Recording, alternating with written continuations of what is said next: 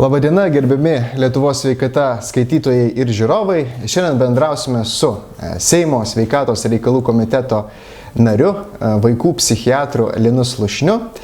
O šio pokalbio tema yra tokia: vaikų psichikos sutrikimai. Tėvai įtaria, bet bijo kreiptis pagalbos.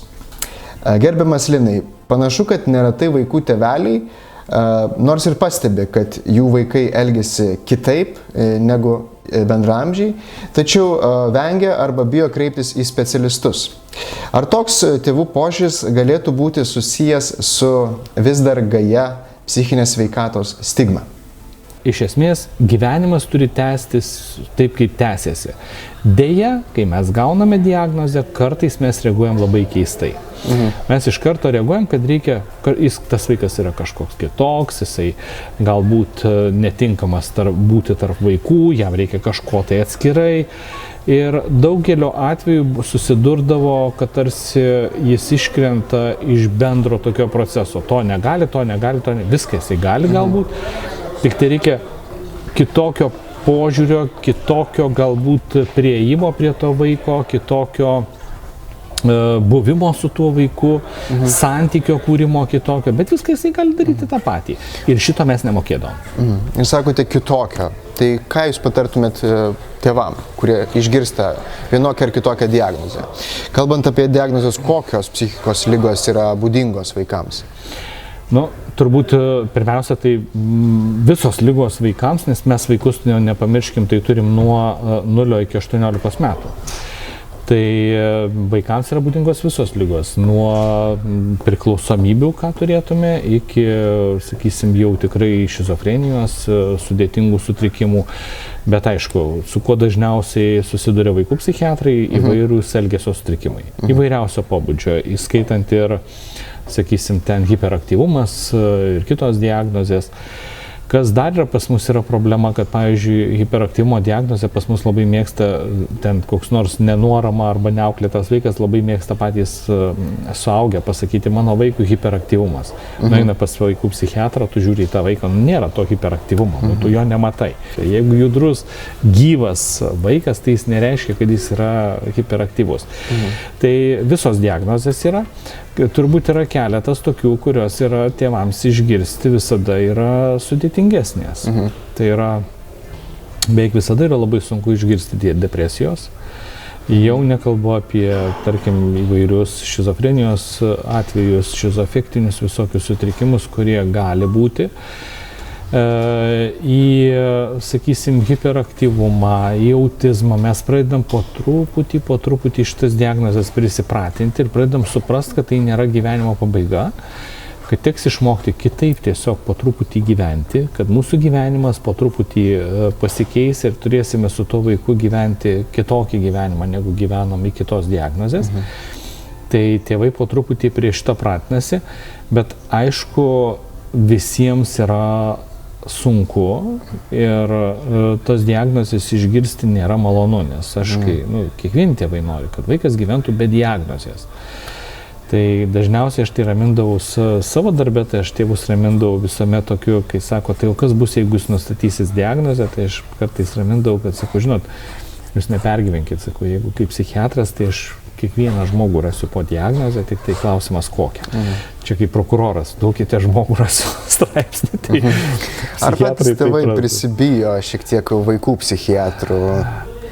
Žinokite, dramatišką pokytį išgyveno, manau, Lietuva per pastaruosius turbūt tos 30 metų. Aš esu kartos, į kurią atėjo labai daug vaikų psichiatrų vienu metu. Baigdami mes kažkaip turėjom labai tikrai nuostabius mokytojus psichiatrijų, vaikų psichiatrijų ir mes kažkaip patraukėm, mūsų tuo metu buvo daug, labai turėjom daug tokių gražių iliuzijų 96 metais. Mes ateinam į tą vaikų psichiatriją, norėdami kažką tai ypatingo, suprasdami, kad šita profesija yra labai svarbi ir reikalinga tiek Lietuvai, tiek mums. Jinai yra labai svarbi, nes matom, kad galim kažką tai pakeisti. Tai tuo metu, kai pradėjom, tai iš to entuziazmą truputėlį prigesino. Labai greitai visuomenė, nes neatrodė, kad jinai ateina, jinai nori greitų sprendimų, tu supranti, kad psichiatrijoje šiaip nėra Psichiatrija yra truputėlį panašiai į politiką. Greitų sprendimų nesitikėkit. Ta prasme, jeigu tu, labai gražiai pasakyti, jeigu tu nori greito sprendimo, tai keliauk, kaip kažkas sakė, tu keliauk į prekybos centrą. Deja, mes darome sprendimus, kurie turės poveikį ilgalaikį ir mes dirbsime ilgai. Čia ne chirurgija, čia ne traumų kokia nors medicina, skubioji medicinos pagalba, kur pirštas kraujuojantis, subintuotas, viskas tvarkoja. Čia yra procesai. Ir tie procesai, netgi dar yra mums sudėtingiau vaikų psichiatrijai, tie procesai yra užtrunkantys ir reikalaujantis pastangų iš tėvų. Labai dažnai iš tėvų reikalaujantis pastangų. Ir čia yra patys sunkiausi lūžio taškai, kada tu tėvams sakai, man reikės jūsų pagalbos, man reikės, kad jūs kartu su vaiku keistumėtės, tam tikras elgesio normas, tam tikrus elgesio standartus šeimoje, tam tikras nusistovėjusias tradicijas, jas reiks keisti dėl vienokių ar kitokių priežasčių. Ir tada kartais tėvai tą priima labai gražiai, turiu pripažinti, kad yra dalis tėvų, o kai kurie tėvai netgi, arba vienas iš tėvų tiesiog pasako, kas čia per nesąmonė, tai negalite išgydyti. Yra sutrikimai, kurie yra tiesiog ne tai, kad vaistais negydomi. Ir iš viso vaistai šiaip yra pasaulyje per daug įsijausta į vaistus. Vaistai yra pagalba, tikrai gerai, kad atrasta tam tikriems sutrikimams ir lygoms.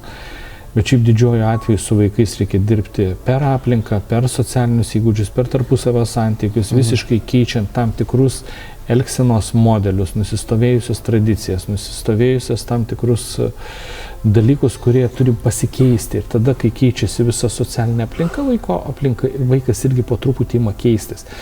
Ir turbūt tai yra mums, vaikų psichiatrams, yra pati sunkiausia dalis. Nes labai paprasta, kai tu kalbi su suaugusiu žmogumi, tu jam pasakai, logika veikia ir visa kita.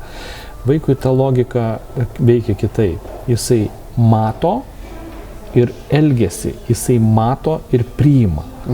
O vaikų psichiatras mato tik 1 valandą geriausiu atveju per savaitę. Kaip vaikų psichinę sveikatą paveikia tėvų nesantaika ir skyrybos? Ar tai, pavyzdžiui, galėtų būti depresijos priežastis? Visada skyrybos yra krizė. Tai yra krizinis įvykis ir iš krizės visada išėjimas, žinot,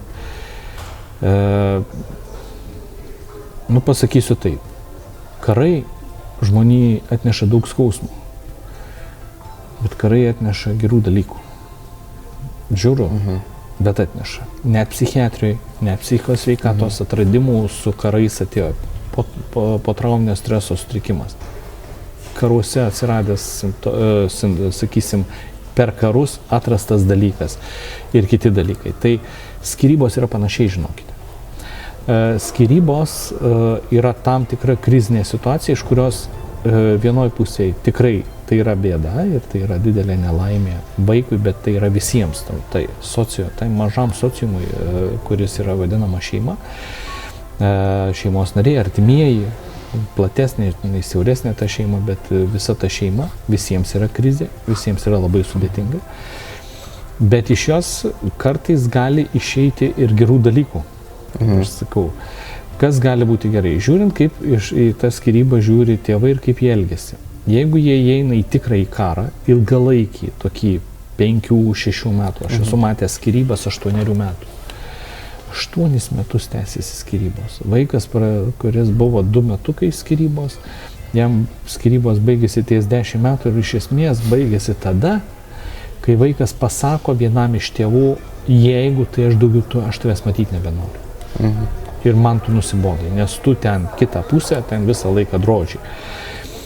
Tai įvyksta tada jau kažkoks, jau pamato, kad jau blogai. Nes 10 metų jau pasako savo poziciją labai kietai ir nedalomai. Ir aš taip galvoju, kad tokiais atvejais tai yra tikrai didelė drama. Ir tada jau yra blogai. Nes ilgalaikis poveikis yra blogas. Skyrybos, kurios įvyko greitai, buvo aptartos detalės ir paaiškinta visa skyrybų dalis, kad dabar kaip mes gyvensim, kokiu būdu, ir sudėliojamos sąlygos, žinokit, vaikai tą priima. Ir vaikai priima pakankamai gerai. Yra daug blogiau, kai tas vyksta labai ilgai. Tai skyrybos paveikia be jokios abejonės, klausimas tik tai, ar mes tą veiksime labai ilgai, ar veiksim trumpai. Koks turėtų būti pačių vaikų tėvelių santykis su vaikų psichiatrais, jeigu jų atžalai yra diagnozuotas kažkoks vienoks ar kitoks psichikos sutrikimas? Tai tėvai, pirmiausia, psichiatras yra panašiai turbūt kaip su advokatais.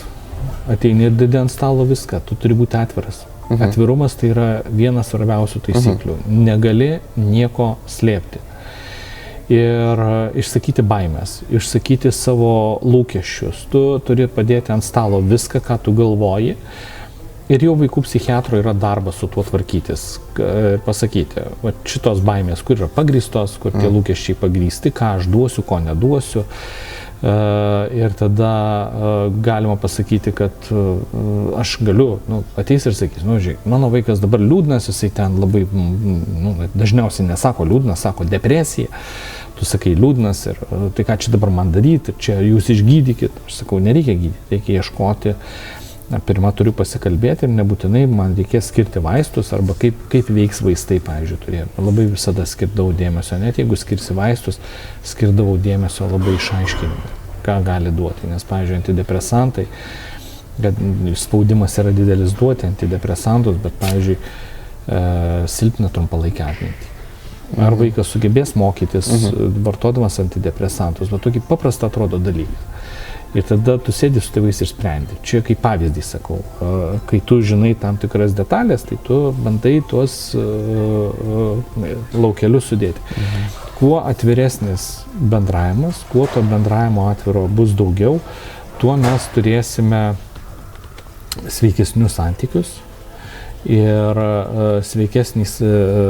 sveikesniam santykiai mes turėsim geresnį procesą. Tai aš visuomet sakau, kai pas mane į kabinetą įžengėt, būkite ramus, mane galima sušaudyti, aš niekam neperduosiu informacijos, bet man padėkite viską, aš su ta informacija pabandysiu susitvarkyti ir kas nereikia ir išrūšiuoti. Aš kartais net save vadindavau. Aš sakau, žinot, mes mėgstam rūšiuoti, čia yra popierius, plasmasė, čia kitos plastikas, metalas ir visa kita. Tai aš sakau, kaip vaikų psichiatras, aš esu rūšiuotojas. Jūs man padėkit problemas, aš išrūšiuosiu. Iš jūsų praktikos pastebėjote, kad, jūs pasakote tėveliam, pasakykit viską, aš atsirūšiuosiu. Bet tėvai vis tiek bijo, vengia, naudoja eufemizmus, pagražina, nutyli, suvaidina kažkokią tai... Be jokios abejonės. Ką tada daryti? Kaip jūs tada išprovokuoti juos į teisybę? Aš apibrėžiu, pavyzdžiui, bandė pasitraukti iš gyvenimo. Ateina ir sako, čia vaikas. Kelis kartus čia jau bandė pasitraukti iš gyvenimo, bandė nusižudyti, aš karto keičiu žodžius. Bandė nusižudyti, būna toks atsilošimas, atsimenu, ne kartą taip atsilošimas, sakau, jūs bijote žodžio šito, bet čia bandė, čia buvo negerai, ten tas ir tada vis tiek bando to žodžio išvengti. Tai tu tiesiog, mano yra darbas pasakyti ir aš apibrėždavau visada tėvams, sakau, pas mane kabinete, kai mes kalbam atvirai, aš nenaudoju, kaip jūs gražiai sakot, eufemizmų, aš daiktus vadinsiu tikrais vardais ir aš labai prašau, mes kalbėkime tais daiktais, čia jūs esat visiškai ramus. Ir jeigu tiek psichiatro kabinete, tiek bet kur kitur, kur galima tą daryti visiškai laisvai, tas santykis labai greitai kuriasi, nėra ten jokios didelės problemos. Bet taip, tėvai tikrai kartais vengia tam tikrų diagnozių. Pavyzdžiui, man yra tekę, grinai jau privatus toks dalykas, kada tikrai žinau ne vieną, bet vieną labai ryškus buvo, kada aš sakau tėvams, sakau, aš matau, kad yra autizmas ir šitas, taip sakant, norėčiau, kad mano kolegos dar patvirtintų kiti, nes yra tie, kurie jau tam lauke turi testus, reikia daugiau testų, bet sakau, mano požiūrį čia yra toks sutrikimas ir tėvai iš karto nupjauna, o gal galima kaip nors išvengti šitos diagnozės, ar jau būtina čia mums ieškoti ir visokių. Ir aš visada sakydavau, nu, čia jau ne mano reikalas, nes aš sakau, ką aš matau ir ką mes turim padaryti, kad tą galėčiau patvirtinti arba ne. Nuo to, kad jūs pas mane eisite ir aš nesakysiu arba rašysiu kažką kitokio, tai nereiškia, kad aš nematysiu. Tai sakau, ką tai keičia.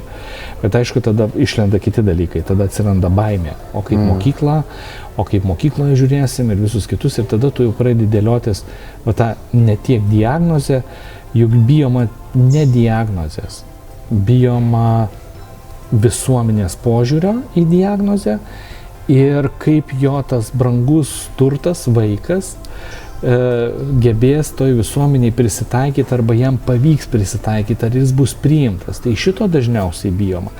Na ir tada pradedi jau tą aritmetiką dėlioti. Tai turiu pasakyti, kad esu turėjęs tokių nudegimų, kada vaikui nustatoma depresija.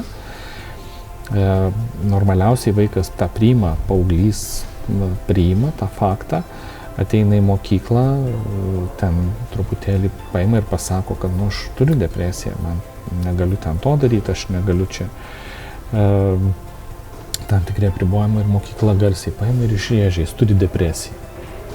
Yra atvejis, kada teko keisti mokyklą. Ne tai, kad patyčių, bet jau net mokytojai. Ai, tai jam sunku mokytis, nes jam depresija. Vos ne prie klasės tą pareiškia. Nu tai tada vienas kitas vaikas nebenori eiti į mokyklą, vėl pas mane kabinete, turim naują bėdą.